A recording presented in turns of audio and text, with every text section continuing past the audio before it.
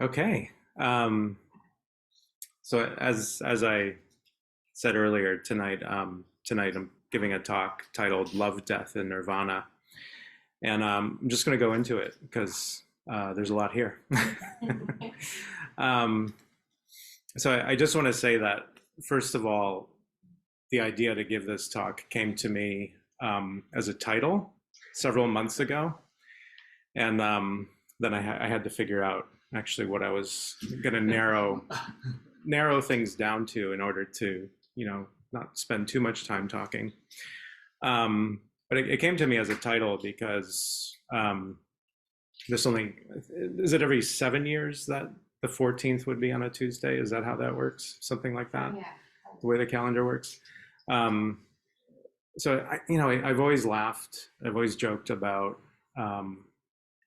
how Parinirvana, this day where we observe the final nirvana of the Buddha or the death of the Buddha, how that follows on from our own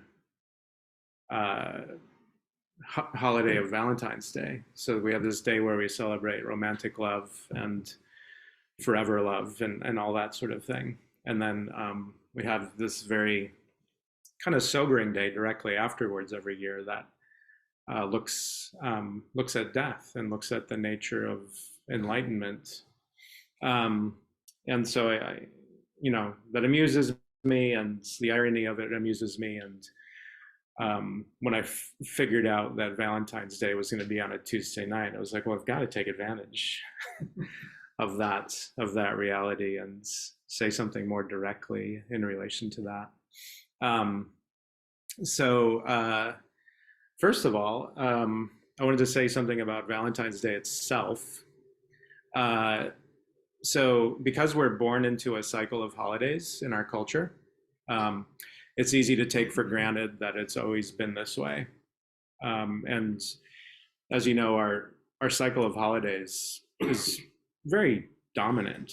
I worked at a garden center for a few years, and it was really in your face all the time. It wasn't, at a garden center even, it wasn't just the four seasons. It was, all the holidays within the four seasons. And of course, there's a lot of commercialism developed around that.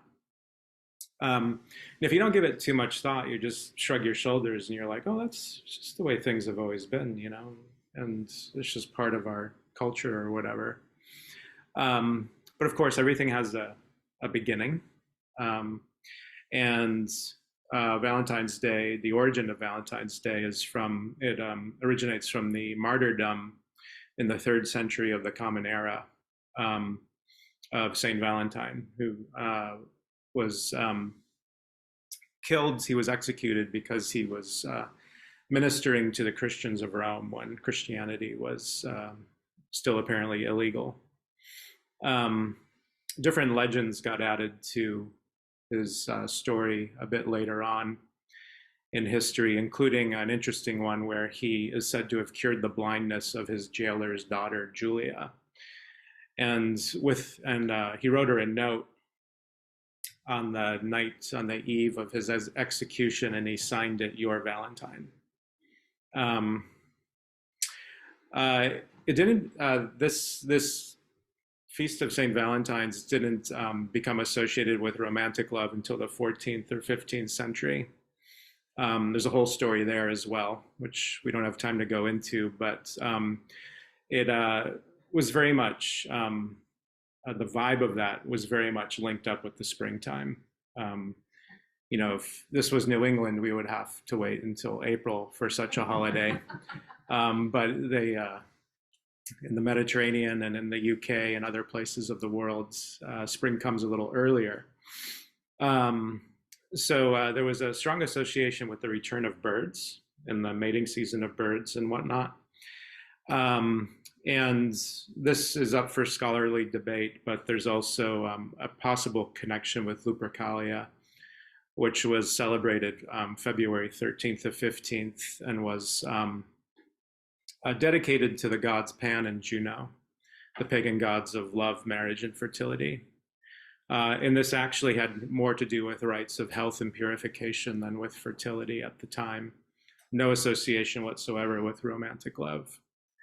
Um, but yeah, in the 14th and 15th centuries is where this courtly love emerged, and where you got a very strong sense of Valentine's Day associated with something more like romantic love. Um, and then in the, we're skipping quite a bit of history here, but eventually the first mass-produced Valentine's cards were made in 1847 in Worcester, Mass. So this is where it really became a big deal in the United States, and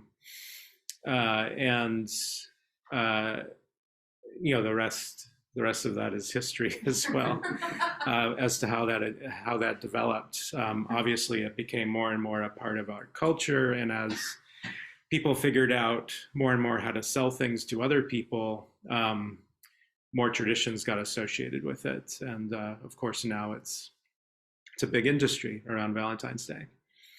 I was first indoctrinated, as probably many of you were, into Valentine's Day in grade school, where we would have to give little cards to all the other children in our class, right? So we would all make a paper lunch bag with a heart on it or something. And then on Valentine's Day, we would come in with our box of Valentines, and we would put one in everyone's bag. And you had to do that to everyone, whether you liked them or not. This was my first exposure to dealing with difficult people. Of course, I didn't know about the Metta Bhavana at the time. But one thing I did was that, we would get a package of cards, and they were all different, right? And sometimes they were themed, Snoopy or Star Wars or something. And there would always be a couple cards that I really didn't like, so I would give them to the kids that I didn't like. Right? I was already in third, fourth, fifth grade. I was already discriminating and deciding who I liked and who I didn't, and who was deserving of my affection and who wasn't, and whatnot. So that was my indoctrination into Valentine's Day. And of course, the myth of romantic love is one of the great myths that informs our sense of meaning in the modern world.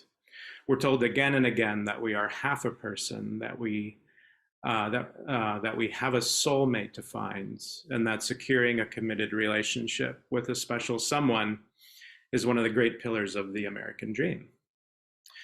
And that if we don't do that, we have failed at something fundamentally important. So this is the sort of myth that informs very strong dynamics in our modern culture. And this is constantly reinforced in music, in film, and TV, and books, and on social media. It's a major theme, right?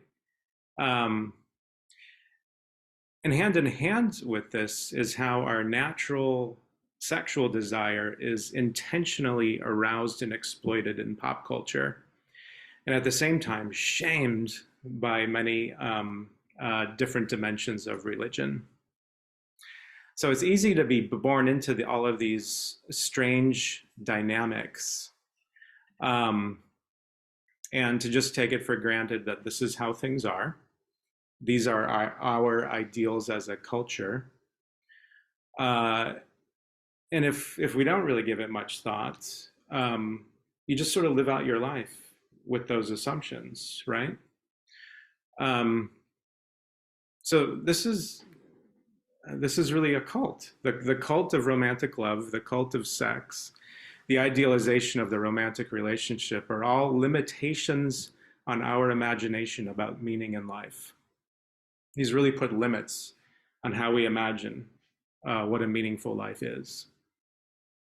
And these things are well worth questioning in our personal lives, perhaps particularly how much dissatisfaction, how much pain do the demands of these cultural myths cause us? So what's the Buddhist take on love? I'm going to read you a definition, first of all, of metta, the word that is usually translated as unconditional loving kindness. This is from a really great book called Living with Kindness by the founder of Triratna Sangharakshita. His definition here. The Pali word metta, and in Sanskrit it's maitri, is related to mitta or mitra, which means friend. Metta can thus be translated as friendliness or loving kindness.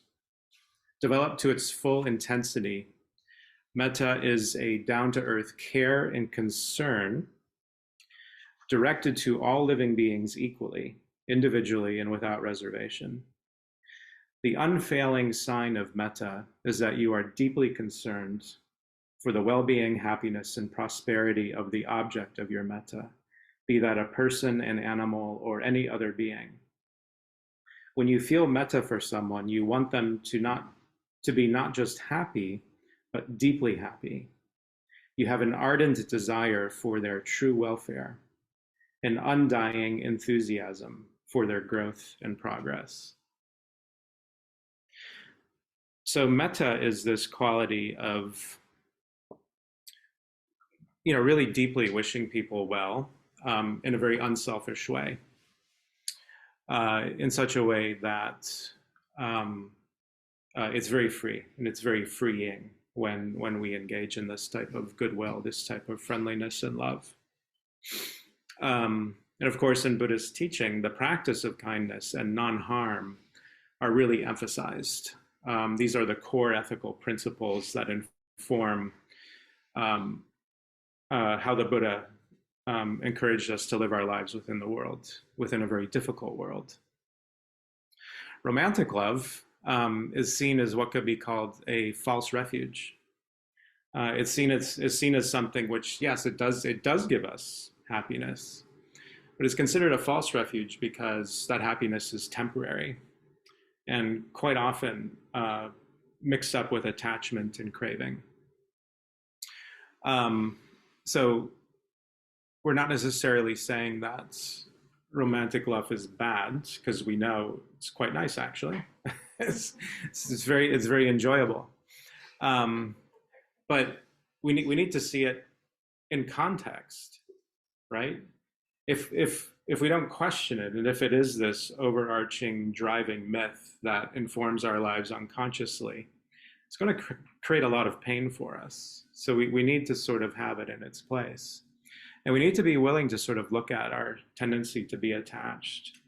And we need to look at what happens when the people that we have affection for displease us.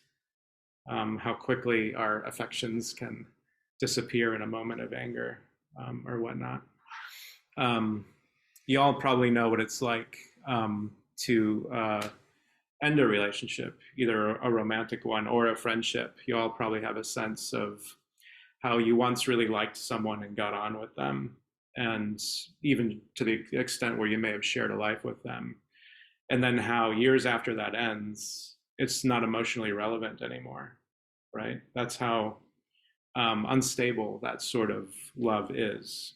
Whereas metta is meant to be something that is not undermined by changing conditions. It's meant to be something truer and honest and very much unselfish, unself-referential in a particular way. So metta is contrasted with this other word, pema, which is usually translated as affection or attachment. And this is actually, pema is actually quite a good emotion because it's generally, it makes us happy, it connects us to others, it helps us to build families and communities. But it does have this element of self-interest that the Buddha was encouraging us to notice and to begin letting go of, to become even more loving. So we're looking to develop something much freer than simple attachment or affection, something much more open-handed, something that is ultimately unconditional, and which looks to foster growth and happiness in others, and ourselves as well. The metta bhavana practice begins with ourselves. And this unfolding of unconditional loving kindness is understood as a way to enlightenment. This is part of the path to nirvana, right? And I'm making a special point of that because sometimes in the Buddhist tradition, it's not really highlighted in that way. Mindfulness practices, wisdom practices are sort of emphasized as the way to develop insights, but actually there's just as much power in the development of positive, unselfish emotion. And the reason this is the case is because it undermines our selfishness. And the Buddhist path is all about seeing through the delusion of the ego, seeing through the delusion of self-view. And when we engage in the practice of metta, we're directly confronting that. We're directly undermining that. We'll say more about that in a little bit, because we're starting to get closer to death now. Before we quite get to death, we have to say a little bit about Parinirvana. So we already mentioned Valentine's Day. As I said earlier, Parinirvana is the day where we look at the Buddha's death. And in our tradition too, we call to mind people that we've lost over the last year as well. So when we had our Parinirvana gathering a few weeks ago, we had all their pictures on the shrine as a way of remembering them. The story of the Buddha's death is a long one.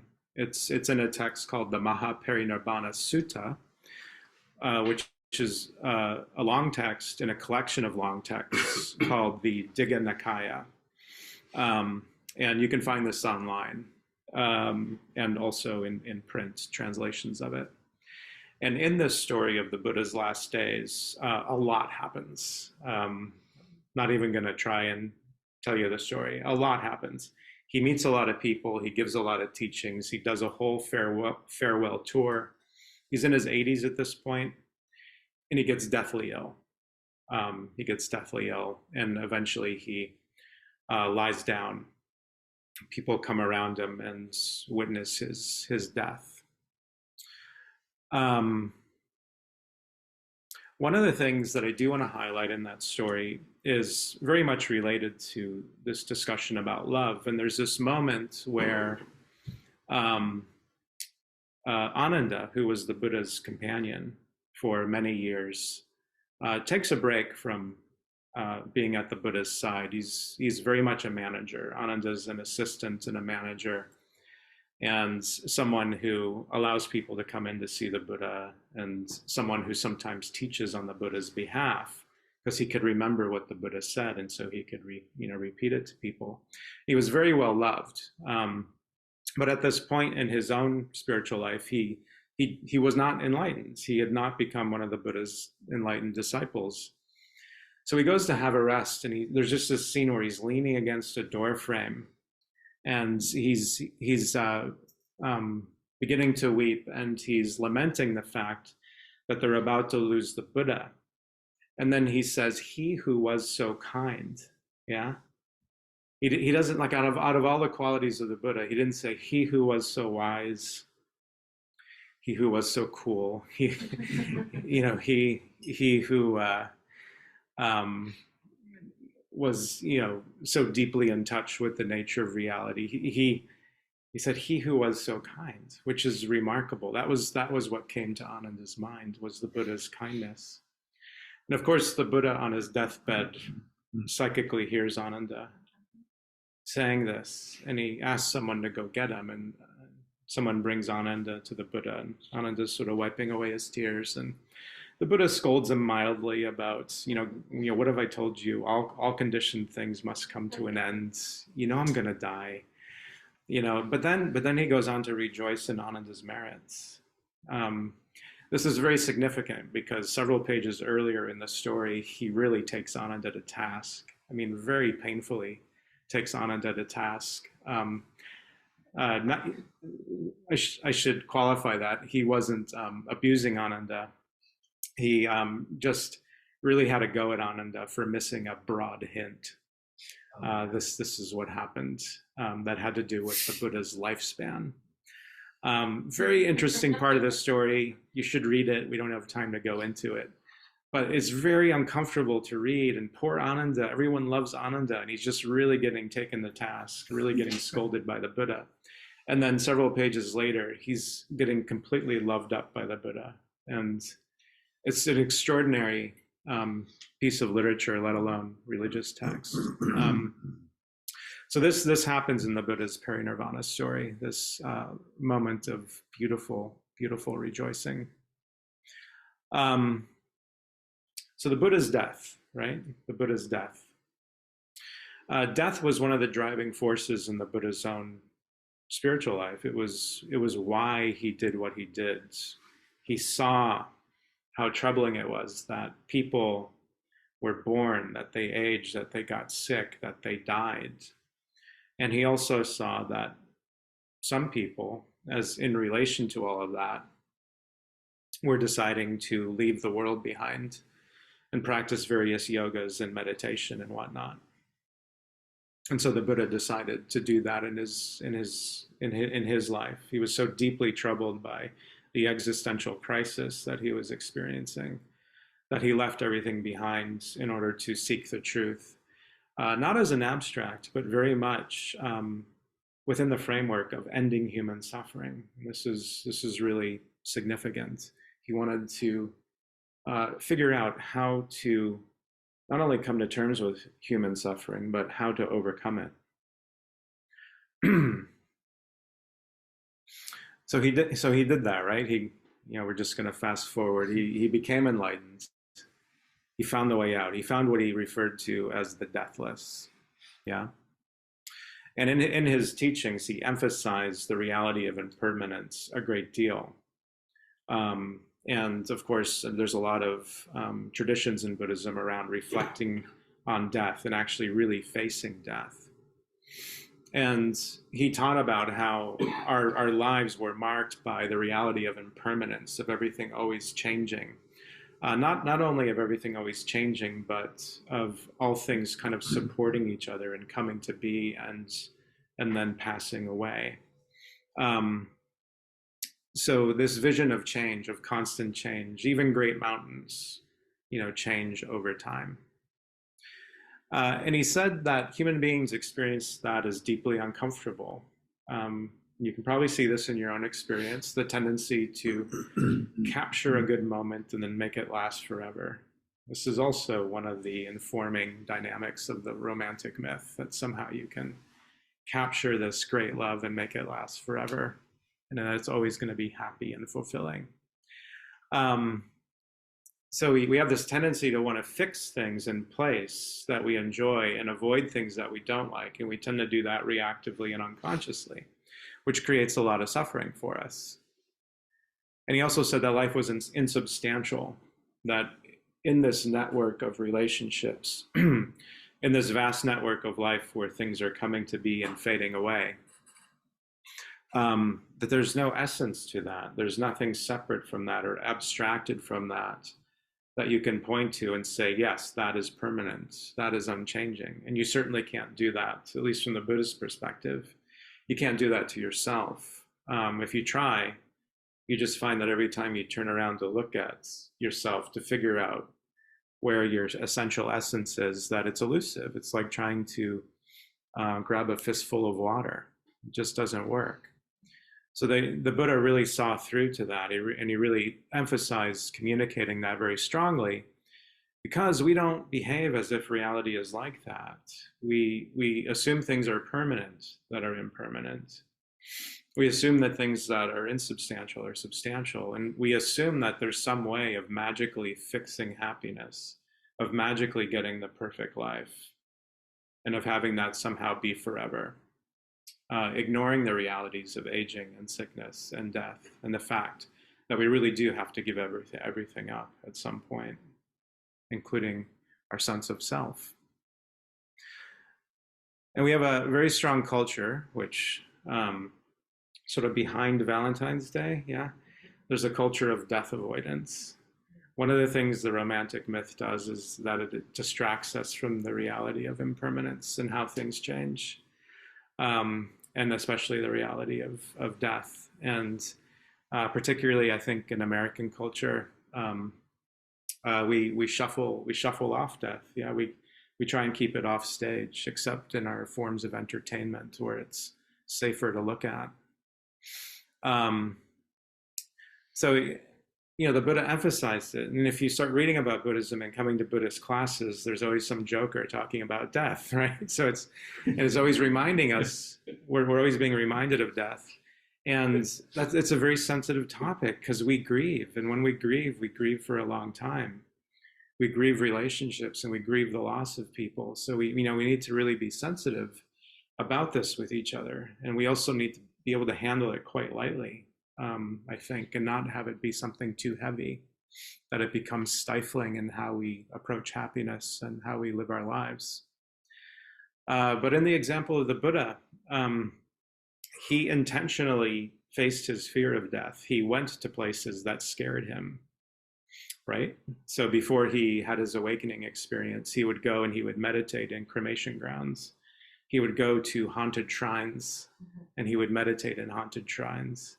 He would face his fear. He would lean into the reality of death. And it eventually transformed him.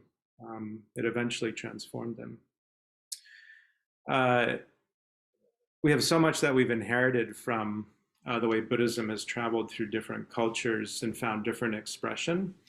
And one of the ways that we find that in Japanese culture is how impermanence is expressed through their art and poetry, and how a whole aesthetic built up around the reality of impermanence and the bittersweet nature of life, how beautiful life was, but how it changed, and how when you find beauty, you want to be with it forever, but it changes into something else. And so you see these paintings of blossoms. Blossoms was a big, spring blossoms was a big theme in Asian painting.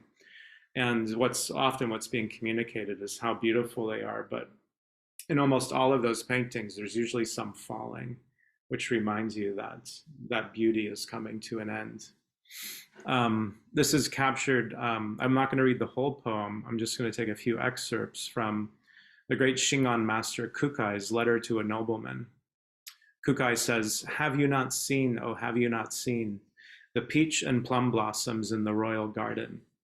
They must be in full bloom, pink and fragrant, now opening in the April showers, now falling in the spring gales. Flying high and low, all over the garden the petals scatter. Some sprigs may be plucked by the strolling spring maidens, and flying petals picked by the flittering spring orioles. Have you not seen, oh, have you not seen that billions have lived in China, in Japan? None have been immortal from time immemorial. Ancient sage kings or tyrants, good subjects or bad, fair ladies and homely, who could enjoy eternal youth? Noble men and lowly alike, without exception, die away. They have all died, reduced to dust and ashes. The singing halls and dancing stages have become the abodes of foxes. Transient as dreams, bubbles, or lightning, all are perpetual travelers." There's just a few stanzas from that poem. That poem's quite on the nose, right? He gives you the blossoms, and then he says, hey, look, all these people have died. You're going to die, right? That's very on the nose. Often in these poems, you don't get that second part. You just get the image of like the blossoms falling or the leaves changing or water flowing, that sort of thing. And it's meant to evoke that bittersweet quality of being in touch with the reality of impermanence, but also being completely in love with life and completely smitten by the beauty of it all. So now we're starting to approach nirvana. Before we approach nirvana, we have to acknowledge that Buddhism has questions. The Buddha has questions that he would not answer. And there are a list of unanswerable questions in Buddhist teaching. I love this fact. It can be frustrating if you're looking for a religion that has all the answers or has all the certainty. There are unanswerable questions in Buddhist teaching. One of those questions has to do with whether the Buddha exists or not after death, right? Does an enlightened being, does someone who has attained the so-called deathless, who then dies, what happens to them? Do they exist? Do they not exist? Do they both exist and not exist? Do they neither exist nor not exist? Four no's right in a row, right? That's what the Buddha had to say to that. You can't answer that, he would say. There's no way of telling within the structures of your current consciousness. There are some other questions like that. So we're not given a sense of certainty in Buddhist teaching the way we've come to expect from religion. We're given an invitation. In a way, we're given an invitation to live with the big questions and to see them through. So we're given an invitation to come and see. We're given an invitation. We're giving a set of teachings. We're given a set of images. We're essentially given a map that is meant to point us in the right direction of having a more direct experience of what reality is. We're given a way to move towards something that cannot be logically understood or truly described within dualistic consciousness, within our usual ways of knowing. It doesn't hold up, right? This is what the Buddha was saying. He taught the middle way. We talked about this a few weeks ago, where he said that views built up around a sense of things being eternal, of there being a permanent soul or an essence to the universe, were erroneous, and that views built up around an idea that everything was devoid of meaning and nothing added up. That was also erroneous.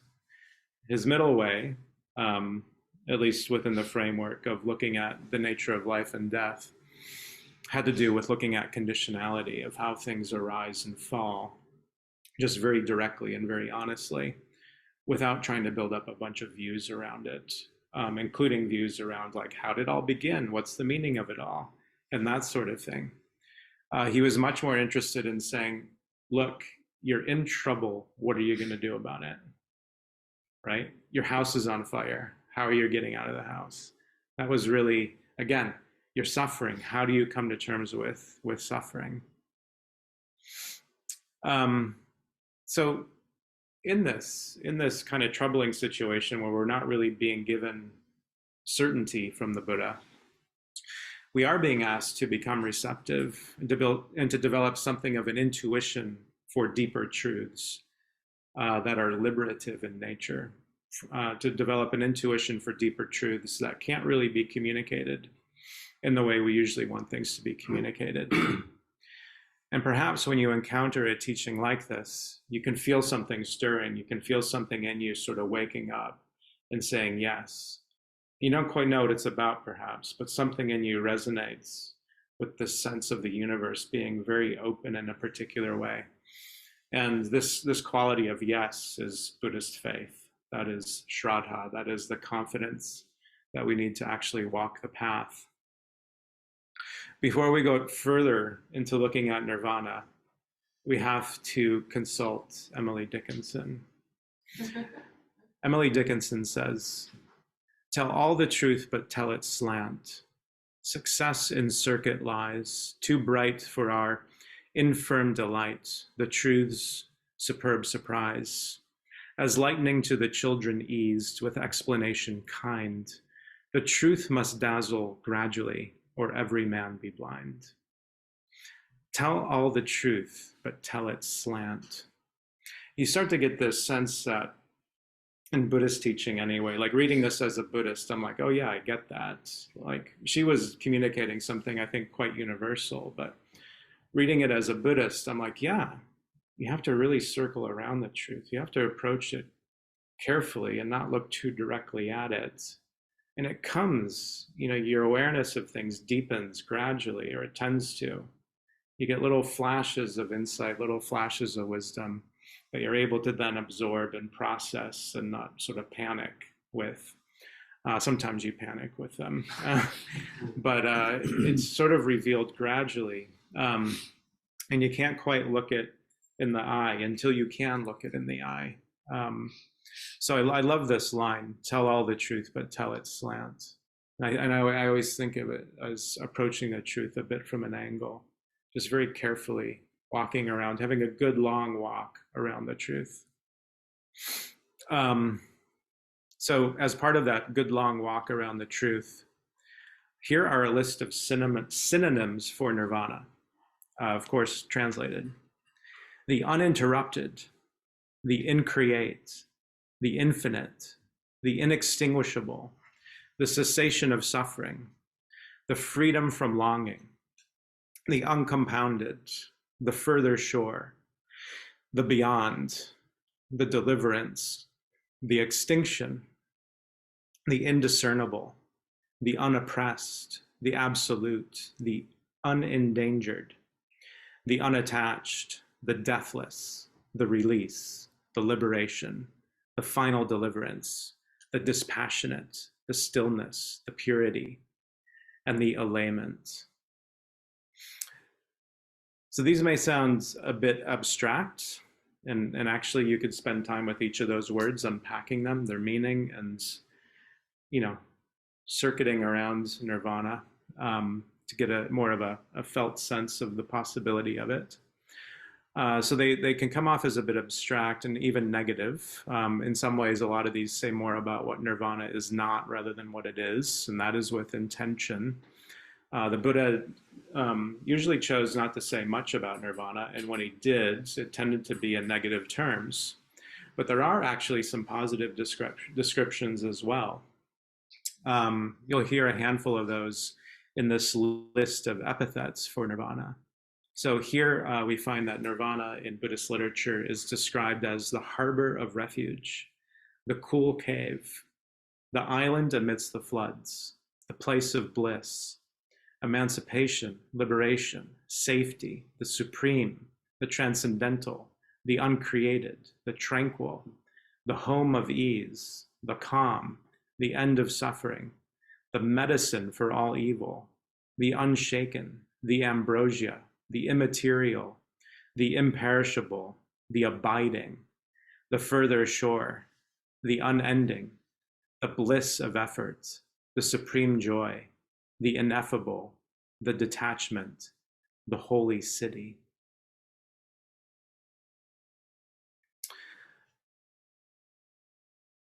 I was going to talk about two of these images, the island and the holy city, but I'm just going to, in the interest of time, I'm just going to talk about the holy city. So what I love about these more positive images is that, well, for one thing, they're images, which means they're not particularly well defined and they're very evocative.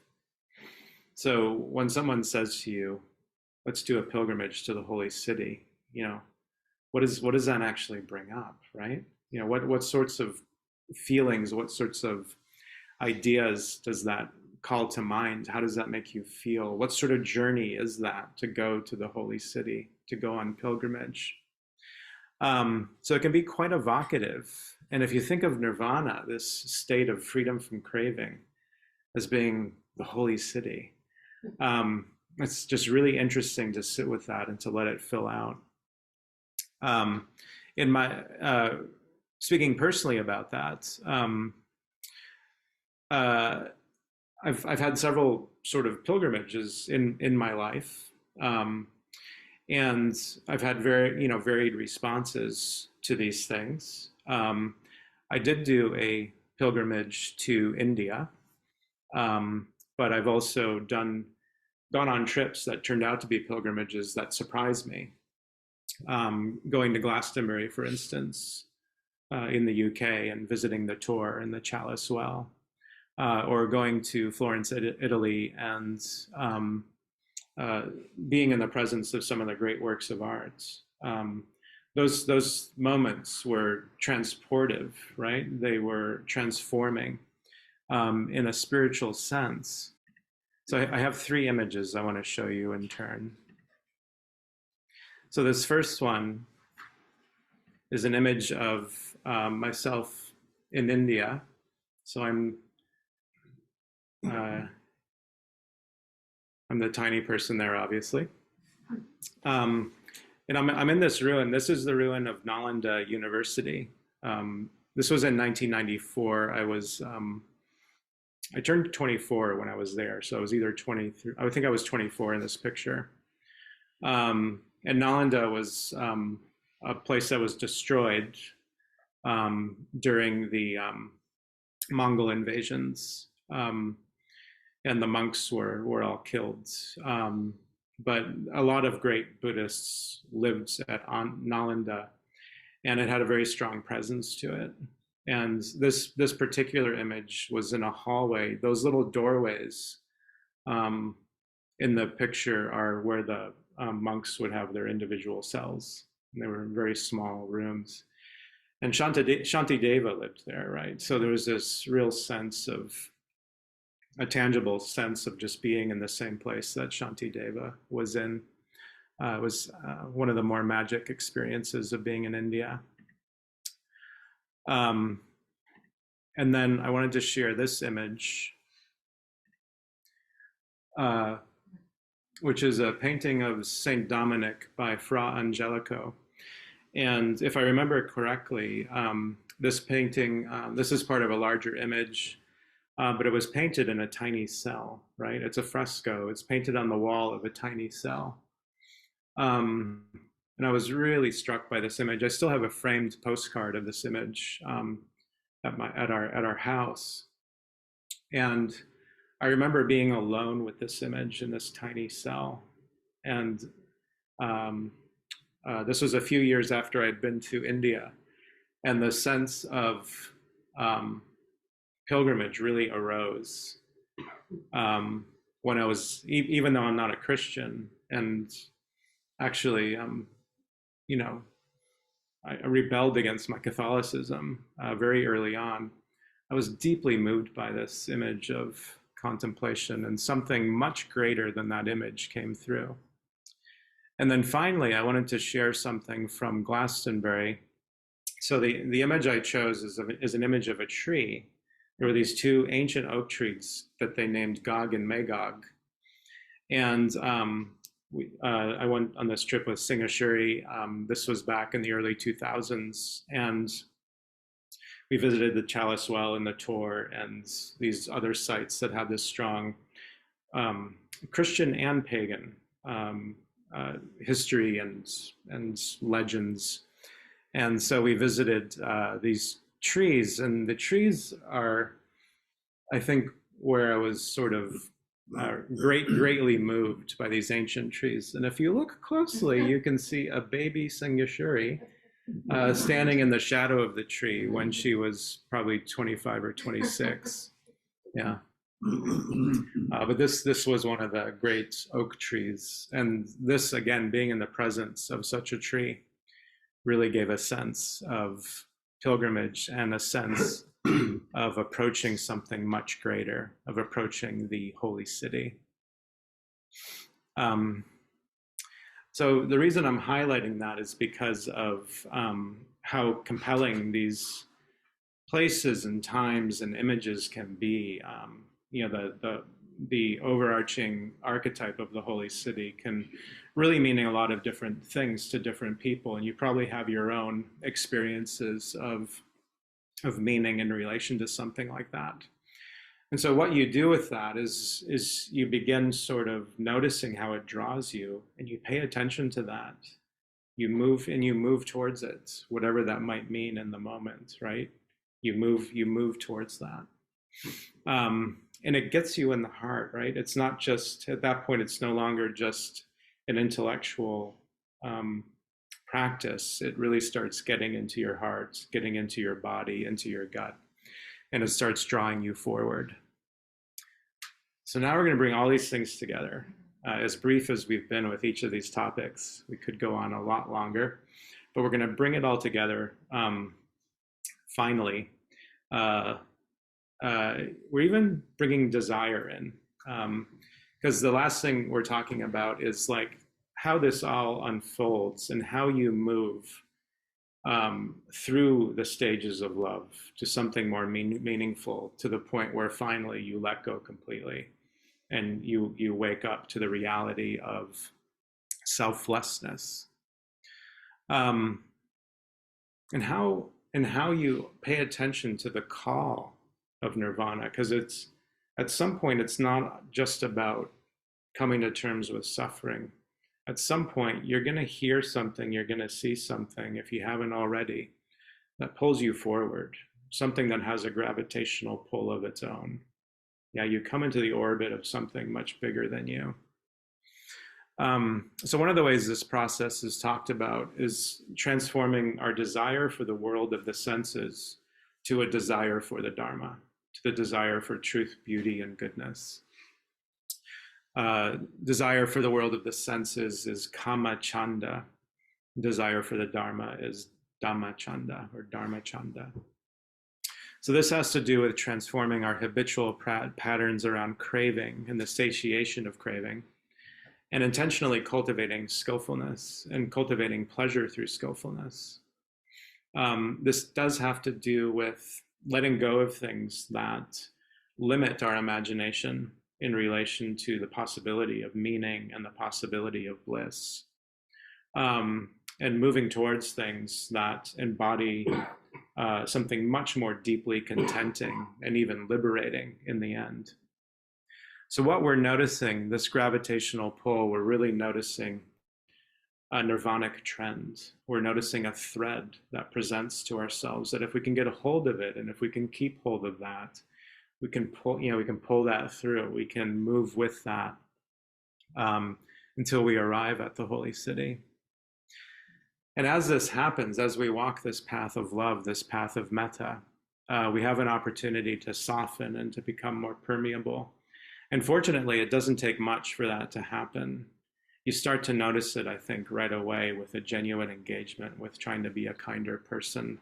Something frees up, something unconstricts, and the path to nirvana is revealed to you at that point. It's right there in that next step. So we soften, we become more permeable. And as this happens, we begin to let go of selfishness, and we begin to see through the delusion of an unchanging and isolated self. One final quote, again from Sangharakshita, talking about the path of metta as a path of insight, a path of awakening. A common misapprehension is to think of insight and egolessness in abstract, even metaphysical terms, rather than as comprising concretely lived attitudes and behavior. But realizing the truth of egolessness simply means being truly and deeply unselfish. To contemplate the principle of egolessness as some special principle that is somehow separate from our actual behavior will leave it as far away as ever. If we find it difficult to realize the ultimate emptiness of the self, the solution is to try to be a little less selfish. The understanding comes after the experience, not before.